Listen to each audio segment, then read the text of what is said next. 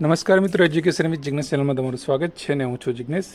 મિત્રો, આજના વિડીયોમાં વાત કરીશું વિદ્યા સહાયક ભરતી ટેટ 1ની 2026ના સંદર્ભમાં તમારી કોમેન્ટો અમુક જે આવેલી છે એના પ્રશ્નો વિશે ચર્ચા કરીશું. અને જે છે કોમેન્ટ્સ જે છે એ મોટાભાગે વધારે લોકોને જે લાગુ પડતા હોય સવાલો એવી અમુક કોમેન્ટો આ વિડીયોની અંદર લઈ અને એના જવાબ ઉપર આપણે ચર્ચા કરીશું.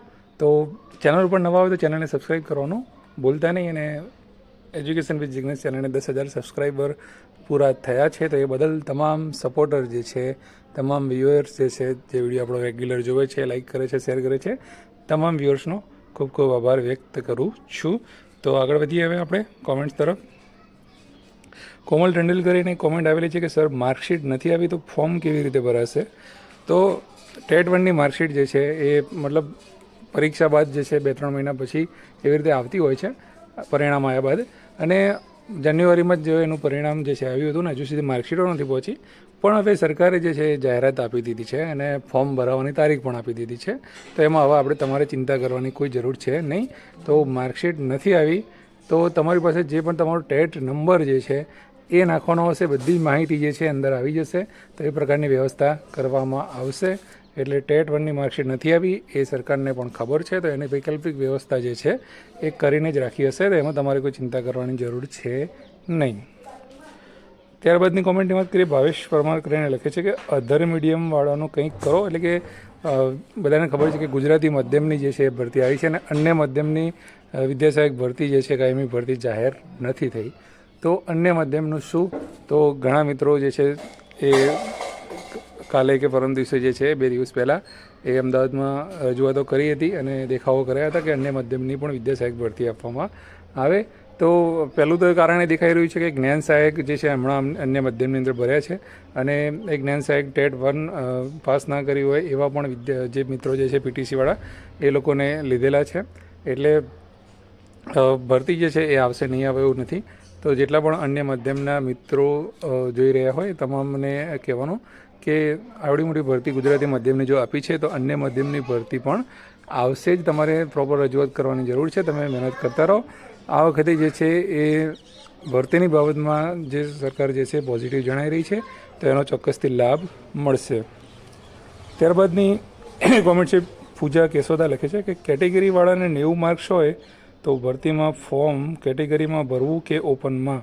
તો આ અગાઉના વિડીયોમાં પણ આપણે સમજાયેલી છે આ વસ્તુ, અને ફરીથી કહી દઈએ કે કેટેગરીવાળા છો તમે, એસટી હોય, એસસી હોય, ઈડબ્લ્યુએસ હોય કે ઓબીસી હોય, કોઈ પણ કેટેગરીના મિત્રો હોય, તમારે ગમે તેટલા માર્ક હોય, બરાબર, ટેટની અંદર ગમે તેટલા માર્ક હોય, તમારે ફોર્મ જે છે એની અંદર કેટેગરી તમારે દર્શાવવાની હોય છે. તો ભરતીનું જે ફોર્મ જે છે એ તમે તમારી કેટેગરી દર્શાવીને ભરી શકો છો. કેટેગરી દર્શાવવી એનો મતલબ એવો નથી કે તમારે ભરતીમાં ફરજિયાત કેટેગરીમાં જ લેવું પડશે, એવો કોઈ મતલબ નથી હોતો. તમે ઓપન માટે પણ દાવેદાર હોય અને તમારે ઓપનમાં સારા એવા જિલ્લા હોય, બરાબર ને, અને ઓપનની સીટો હોય તો તમે ઓપનમાં પણ લઈ શકો છો. અને ઓપ્શન એવો લાગે તો તમે કેટેગરીમાં પણ લઈ શકો છો. એટલે આશા રાખી કે પ્રશ્નનો જવાબ તમને મળી ગયો છે. ત્યારબાદ રેખા જે સોલંકી લખે છે કે 2015ની ટેટ 1 ગણાશે?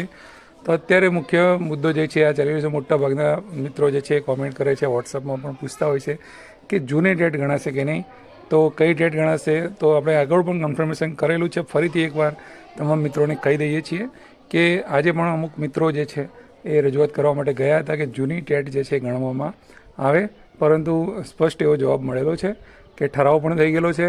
તો આગળની જેટલી પણ ટેટ 1 લેવામાં આવેલી છે એ પછી 2012ની ટેટ હોય, 2014ની હોય, 2015ની હોય, 2018ની હોય, આ એક પણ ટેટ જે છે એ હવે ગણાવવાની નથી.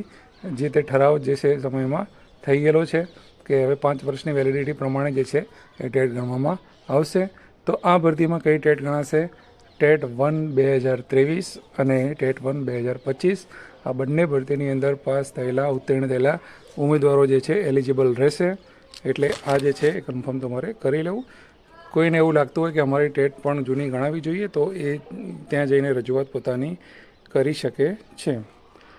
આગળની કોમેન્ટની વાત કરીએ તો પિલ્લુ વાય કરીને કોમેન્ટ છે કે પોલીસમાં જોબ ચાલુ હોય તો એનઓસી માગશે? તો એનઓસીની વાત કરવામાં આવે તો જેવી રીતે આપણું ફોર્મ આવે છે એની અંદર એનઓસીની વિગત લખેલી હોય છે કે કોઈ એનઓસી કોને આપવાની થાય છે. તો ધોરણ 1 થી 5ની અંદર તમે જોબ કરતા હોય સરકારીમાં અને જો 1 થી 5ની અંદર જ તમારે એપ્લાય કરવાનું થાય છે, બરાબર. એટલે કે અત્યારે 1 થી 5માં જો તમે ચાલુ જોબ હોય ને તમારે એપ્લાય કરવું હોય તો એનઓસીની તમારે જરૂર છે. બાકી કોઈ નોકરીની અંદર તમે હોય તો હાલ તમારે એનઓસી કેવી કંઈ જરૂર હોતી નથી, પરંતુ તમે જ્યારે પણ ઓર્ડર તમારો મળે કે સમયે તમારે તમારા જે તે ડિપાર્ટમેન્ટમાંથી રાજીનામું આપવું પડે છે, રાજીનામાની નકલ આપવી પડે છે અને જે તે તમારું ડિપાર્ટમેન્ટ હોય છે એ તમારો 1 મહિનાનો પગાર કેવી રીતના લેતા હોય છે તો આગળની પ્રોસેસ એવી રીતે કરવાની હોય છે. પછી ઘણા મિત્રોની કોમેન્ટની વાત કરીએ કે એજ રિલેટેડ કહે છે કે ભાઈ વય મર્યાદા વધશે કે કેમ, કે એ બધા અમુક જે પ્રશ્નો છે. તો વય મર્યાદાની બાબતમાં એવું છે કે હાલ વધશે કે કેમ એવું કશું કહી શકાતું નથી. તો તમારે એના માટે જે છે એ જાહેરાત જે આવશે, નોટિફિકેશન જે આવશે એની રાહ જોવી પડશે, બરાબર. નોટિફિકેશન જો આવી જ ગયું છે પણ જે વિગતવાર જાહેરાત આવે છે એ આવશે 15 તારીખે બપોરે 12 વાગે વેબસાઇટ ઉપર મૂકવામાં આવશે. એની અંદર વયમર્યાદાનું બધું ડિટેલ આપેલી હશે. ત્યારે આપણને ખબર પડશે કે કયા કયા ઉમેદવારો જે છે એલિજિબલ થશે અને વયમર્યાદામાં કોઈ પણ પ્રકારની છૂટછાટ આપવામાં આવી છે કે નથી આવી એ આપણને ત્યારે જ ખ્યાલ આવશે. તો અત્યારે એ બાબતમાં કંઈ પણ આપણે કહેવું એ ભૂલ ભરેલું થશે, બરાબર છે. છૂટછાટ જે છે મળી શકે છે, બરાબર, પણ મળતી માહિતી મુજબ એવું છે કે લગભગ વયમર્યાદા વધે એવું લાગતું છે નહીં, બરાબર છે. બીજી વાત જે છે એ આપણે દિવ્યાંગવાળી ભરતીની જે અત્યારે ચર્ચા ચાલી રહી છે કે ભાઈ પેલી 4% જગ્યાઓ બીજા પ્રસંગ તરીકે આપવાની જાહેરાતમાં જે વાત છે, તો ઘણા લોકો એવું કહે છે કે આ 3500 જેવી જગ્યાઓ જે છે એ ગઈ વખતે ખાસ ભરતીની વધેલી જગ્યાઓ જે છે તો શું એ આ ભરતીની અંદર ઇન્ક્લુડ કરવામાં આવશે, ગણવામાં આવશે? તો હાલ જે છે એ બાબતમાં માહિતી મેળવવાનો પ્રયત્ન કર્યો પણ કોઈ માહિતી પ્રોપર એની બાબતમાં મળેલી નથી. એટલે ઘણી બધી મિત્રોની એ કોમેન્ટ આવેલી છે. તો એમાં એવું છે કે એમાં સ્પષ્ટ લખેલું છે કે દિવ્યાંગ ભરતીની જગ્યાઓ જે છે એમાં આ ભરતીની અંદર 4% જગ્યાઓ ગણી અને બીજા પ્રસંગ તરીકે ગણવી, બરાબર છે. તો આની અંદર 11,000 જગ્યાના 4% લેખે તો જગ્યાઓ આવવાની જ છે. એનાથી વધારે જગ્યા આવે એવું લાગતું તો નથી, પણ છતાં તો બી આપણે જ્યારે પણ જગ્યાઓ ડિક્લેર થશે ત્યાં સુધીની રાહ જોવી પડશે. કેટેગરી વાઇઝ જગ્યાઓનો જે મેસેજ ફરી રહ્યો છે એ બિલકુલ પાયા વગરનો છે. હાલ કોઈ નક્કી નથી, કારણ કે જિલ્લા ફેર થશે ત્યારબાદ કઈ કેટેગરીના શિક્ષકો કયા જિલ્લામાં કઈ કેટેગરીનું કેટલું મહેકમ થાય છે એ પછી નક્કી થશે અને પછી કેટેગરી વાઇઝ જગ્યાઓ નક્કી થશે, બરાબર છે. એટલે તમામ વસ્તુ પછીથી નક્કી થતી હોય છે. તો આ તો તમારા કોમેન્ટના જવાબ. તમારો બીજો કોઈ પણ પ્રશ્ન હોય તો કોમેન્ટ બોક્સમાં જરૂરથી જણાવી શકો છો. વિડીયો સારો લાગ્યો હોય તો લાઇક કરવાનું ભૂલતા નહીં, ચેનલને સબસ્ક્રાઈબ કરવાનું ભૂલતા નહીં. જય હિન્દ, જય ભારત, થેન્ક યુ.